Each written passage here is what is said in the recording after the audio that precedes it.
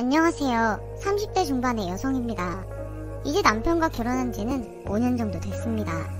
슬아이는 5살 된 어여쁜 공주님이 있어요. 결혼 5년 차에 5살 된 딸이니 어떤 상황 때문에 결혼한지 짐작하실 겁니다. 저는 남편과 연애를 하던 중에 아이가 먼저 생겼고, 그래서 아이를 먼저 낳고 결혼식을 나중에 올린 케이스예요. 남편과 저는 함께 공부를 하면서 만나게 되었습니다. 그리고 같은 교수님 밑에서 저는 석사과정 중이었고 남편은 박사과정 중이었어요. 매일 함께 연구실에서 연구하고 공부도 같이 하면서 남편과 저는 자연스럽게 친해졌습니다. 그리고 연애를 하게 되었어요. 이후 저는 아이를 낳게 되면서 석사학위만 취득했고, 반면에 남편은 박사학위를 받아 운이 좋게도 바로 교수가 되었습니다. 지방에 있는 대학교여서 새로 정착해야 한다는 부담이 있었지만 그래도 정말 잘 풀린 케이스였어요. 게다가 저에게도 아주 좋은 일이었습니다. 바로 남편이 교수로 가게 된 학교가 저희 친정이 있는 지방이었거든요. 학교에서 친정까지는 차로 10분도 안 걸리는 거리예요. 그래서 저는 부모님에게 아이를 맡기고 다시 남편의 학교로 박사 과정을 이수하러 들어갔죠. 물론 남편과 같은 학과로 가진 않았습니다. 남편과 지도교수로 만나는 건 솔직히 달갑지 않았거든요. 그래서 평소에 관심이 있었던 교육 분야로 방향을 바꿔서 박사과정에 입학을 했습니다. 그런데 제 남편이 학교에 부임하자 학교에서는 난리가 났었다고 해요. 그도 그런 것이 남편이 교수로 부임했을 때가 34살이었으니까 교수치고 엄청 젊은 편이었거든요. 그리고 남편은 새하얀 피부에 곱상한 외모를 가지고 있어서 대학교 다닐 때도 여자를 꽤나 올린 사람이었습니다. 그러니 학교의 여학생들이 제 남편 수업에 줄을 서게 되는 현상까지 벌어졌다고 해요. 저는 남편이 인기가 많으니 기분이 좋았습니다. 여학생들이라고 해봤자 이제가 20살이 된 어린 아이들인데 교수님이 멋있다고 쫓아다니는 것이 귀여워 보이기도 했고요. 그리고 그 인기가 많은 교수의 아내가 저인 것이 좀 기분을 우쭐하게 만들어주기도 했습니다. 남편은 성격이 참 세심하고 자상한 면이 있어서 여학생들의 짓궂은 질문과 행동에 당황할 때도 많다고 하였지만 분명하게 선을 지키고 행동도 올바르게 하고 다녔습니다. 그리고 언제나 수업 시간에 자신의 결혼 생활을 자랑하고 딸 바보의 면모를 보여주었어요. 또 저도 남편과 같은 학교에서 공부를 하니 그런 모습들을 직접 봤고, 그래서 남편을 굳게 믿고 있었습니다. 하루는 남편이 저에게 밖에서 연구실 학생들과 식사를 할 건데 인사도 할 겸 오라고 했어요. 그래서 저는 학교 옆에 있는 고깃집으로 향했죠. 그곳에는 남편과 남편이 지도하고 있는 학생들 4명이 있었습니다. 그런데 그 중에서 여학생 하나가 저의 눈길을 끌었어요. 영화배우라고 해도 믿을 정도로 예쁘게 생긴 학생이었죠. 사실 저도 원래는 공대생이었어요. 그래서 늘 남자들 팀에서 이쁨을 받고 지내왔죠. 그렇지만 남자들 사이에서 외로운 느낌이 드는 것은 어쩔 수 없었습니다. 그래서 좀 힘들기도 했어요. 저는 그런 고충을 알고 있었기 때문에 그 여학생에게 더 신경이 쓰였어요. 그런데 저는 남자들 팀에 있었지만 남학생들과 그렇게 어울려 다니고 그러진 않았습니다. 하지만 저 여학생은 저와는 성격이 좀 다른 것 같았어요. 식사를 하는 동안 술도 잘 받아먹고 굉장히 밝게 웃으면서 주변 사람도 잘 챙기더라고요. 그렇게 같이 식사를 하던 도중 화장실에 갔는데 그 여학생과 화장실에서 마주쳤습니다. 그 여학생은 약간 취기가 올라왔는지 저에게 넙죽 인사를 하면서 말했어요. 사모님, 잘 부탁드립니다. 저한테 잘 부탁할 일이 있나요? 그리고 저도 이 학교 학생이에요. 그러니까 너무 어렵게 생각하지 말아요. 네, 알겠습니다. 그런데 예전부터 사모님이 어떤 분인지 진짜 궁금했어요. 얼마나 예쁘고 멋진 분이길래 교수님 같은 남자랑 결혼했는지 한번 보고 싶었거든요. 실제로 보니까 어떤데요? 정말 최고예요. 너무 부러워요. 저는 그런 칭찬을 들으니 은근히 기분이 좋았습니다. 그렇게 식사를 마치고 집으로 돌아오면서 남편에게 물었어요. 학생들은 어때? 공부 열심히 해? 응, 다들 열심히 하지. 그런데 수아 걔는 좀 특별한 것 같아. 수아? 아까 그 여학생? 응, 여학생이 하나밖에 없잖아. 그러면서 남편은 계속 수아라는 여학생을 칭찬했습니다. 논문 쓰는 거 보면 머리도 좋고 정말 성실한 것 같아. 잘 키우면 앞으로 잘 되래야. 나도 그 학생 괜찮은 것 같아. 저는 그렇게 의욕을 보이는 모습에 다행이라고 생각했습니다. 솔직히 지방에 있는 대학교라 서울에 있는 유명한 대학교보다 학생들의 수준이 낮을 거라는 것은 어느 정도 예상을 하고 있었고, 그래서 학생들에 대해서는 별 기대를 하지 않았거든요. 그런데 이런 곳에도 남편이 칭찬할 만한 인재가 있다니 제가 선입견이 있었던 모양이에요.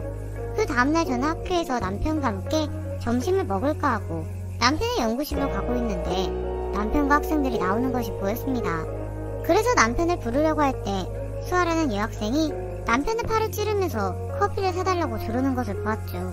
저는 묘하게 기분이 나빴어요. 뭐 나이도 한참 어린 여학생이 선생님한테 애교 부릴 수도 있지만 제 남편에게 그러면 기분이 나쁜 것이 당연하다고 생각했습니다.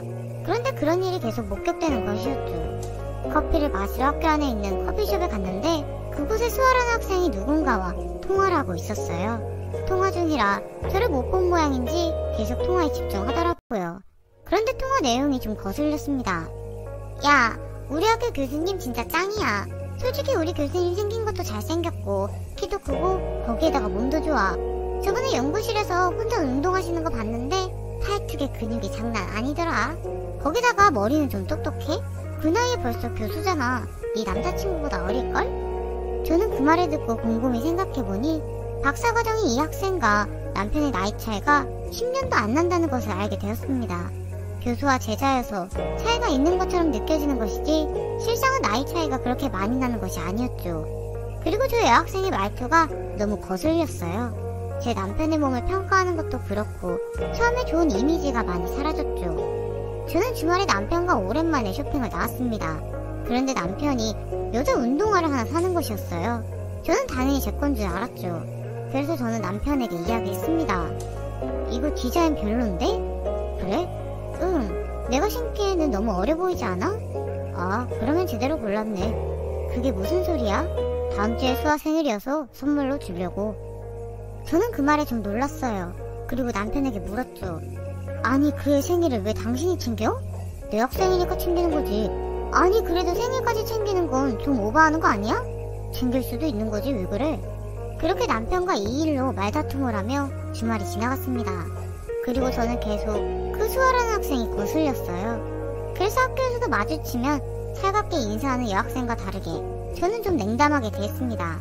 게다가 남편이 선물해준 신발을 보면 더 기분이 안 좋았죠. 저는 이런 고민을 친구에게 이야기하자 친구는 저에게 남편이 만약에 바람을 필 거였으면 선물을 사고 그러는 것을 제 앞에서 할 리가 없다고 얘기했습니다. 저도 그 말이 일리가 있다고 생각했어요. 그러면서 친구는 그 학생이 어리고 예쁜 여학생이어서 제가 너무 의식하는 것 같다고 하였습니다. 듣다 보니 저도 모르게 그 여학생을 질투하는 건 아닐까 하는 생각이 들었고 또 예전과 변함없는 남편의 태도에 저는 마음을 풀었어요. 그 사이 남편은 학교 일로 많이 바빠지기 시작했습니다. 이제 갓 임용이 돼서 실적으로 보여줘야 하는 것이 많아 밤낮 없이 연구실에 있었죠. 저는 너무 일에 열중하는 남편이 걱정돼서 하루는 남편이 좋아하는 초밥을 싸들고 남편의 연구실로 갔어요. 남편의 연구실 문을 열자 남편이 연구실 소파에 누워서 자고 있었고 수아라는 학생이 담요를 남편에게 덮어주고 있었습니다. 그리고 제가 들어오는 것을 보고는 여학생은 저에게 인사를 했죠. 수아는 저에게 남편이 소파에서 자고 있어서 담요를 덮어드린 거라고 하면서 언제부터 잠들었는지는 모르겠다고 했습니다. 그런데 저희의 말소리에 남편이 깨면서 말했어요. 수아니?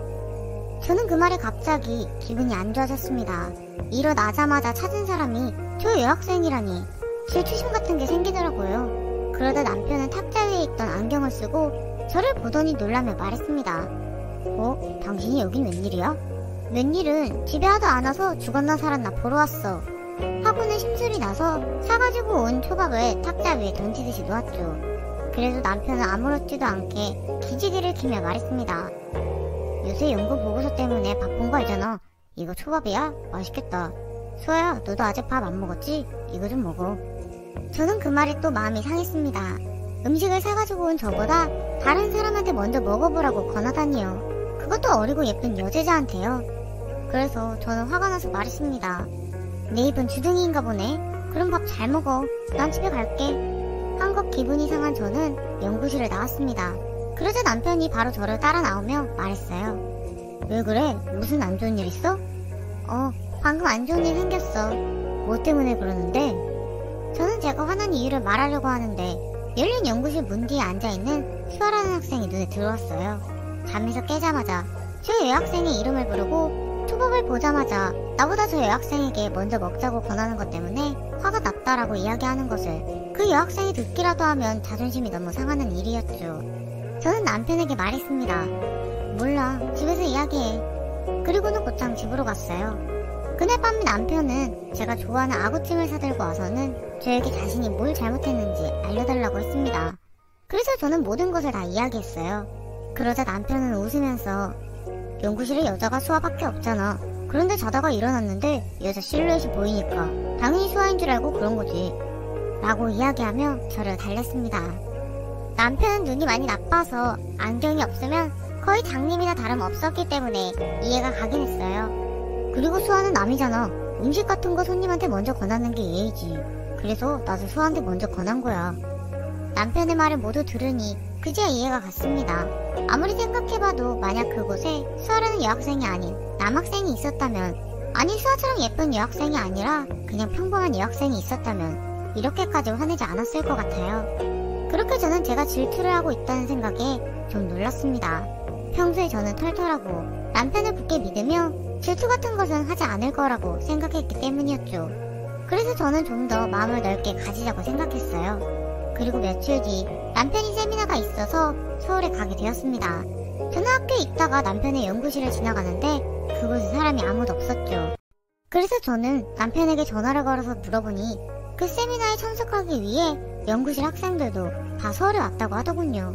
저는 왜 그것을 저에게 숨겼냐고 물어봤습니다. 그러자 남편은 숨긴 게 아니라고 하면서 세미나에 학생들이랑 같이 가는 것이 당연한 거 아니냐고 말았는데, 그때 갑자기 질투심을 버리고 마음을 넓게 가지자고 다짐한 것이 생각났어요. 그래서 저는 알겠다고 이야기하고 전화를 끊었죠. 그리고 계속 심호흡을 하면서 서울에서 아무 일도 없을 거라고 속으로 되뇌었습니다. 그날 저녁 저는 집에 혼자 있다가 남편에게 전화를 걸었어요. 전화를 받은 남편은 술이 좀 얼큰하게 취한 듯한 목소리였죠. 그런데 자세히 들어보니 야외에 있는 것 같았습니다. 당신 지금 밖이야? 옛날 생각나서 한강 왔어. 그랬구나. 한강은 많이 변했어? 아니, 그대로야. 그런데 남편과 통화하는 중에 갑자기 여자 목소리가 들렸어요. 교수님, 추운데 이것 좀 드세요. 그리고 남편이 무언가 마시는 소리가 들렸죠. 저는 남편에게 물었습니다. 학생들이랑 같이 간 거야? 애들이 서울에 많이 안 와봐서 좋은 데가 어딘지 모르네. 그래서 내가 가이드 좀 해주고 있지. 저는 기분이 안 좋았지만 꾹꾹 눌러 참으며 전화를 끊었습니다. 아무리 생각해도 왠지 불안했어요. 그 예쁘장하고 활발한 성격의 여학생이 너무 마음에 걸렸죠. 그렇게 불안한 마음으로 잠이 들었는데 꿈에서 남편과 그 여학생이 나왔습니다.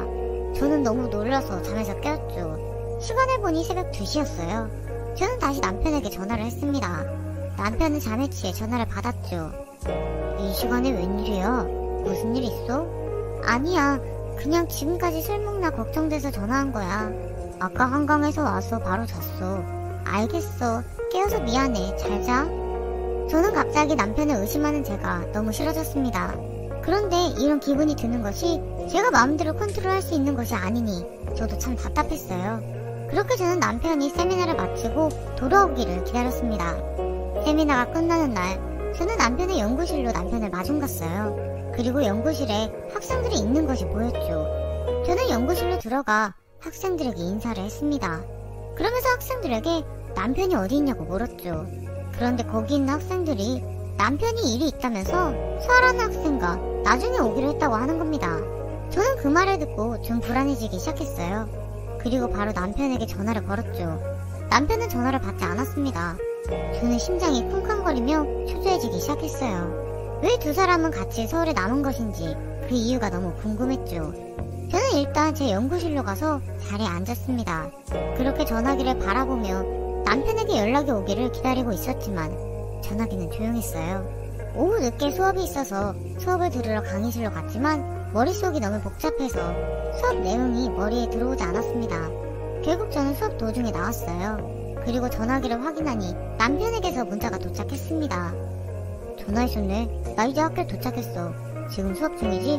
수업 끝나면 연락해. 저는 이미 수업은 머리에 들어오지 않았고 빨리 남편을 만나야 마음이 놓일 것 같았어요. 그래서 저는 남편의 연구실로 급하게 발걸음을 옮겼죠.